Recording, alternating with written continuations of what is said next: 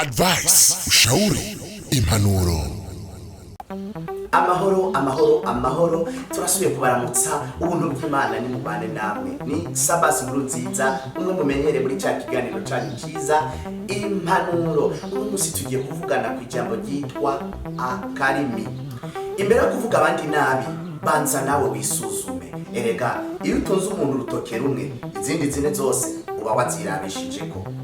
Imbere yo gukura igitotsi kiri mu ijisho rya mugenzi wawe banza nawe ukura ikigiga kiri mu jisho ryawe. Imbere yo kuvuga abandi nabi wewe data uri umugororotsi banza ufukame ubasengere kanatsinda baramaze ngo akarimi kavuga inangore karagororoka. Ni waba wewe ubona utunganye uwo muntu ubona ko ari karagendera mu ngeso zitari nziza mwegere mu rukundo mu bugwaneza umuhanure umwereke yuko yafashe inzira idashika. Niwe muzimurura uwo muntu Imana izomukwambika igitsina kandi n'uwo muntu nawe ntazokwibagira. Ndavuga simvura murantunga ikibwirwa n'icumva icerekwa nikibona. Zari impanuro za Sabasi nkuru nziza.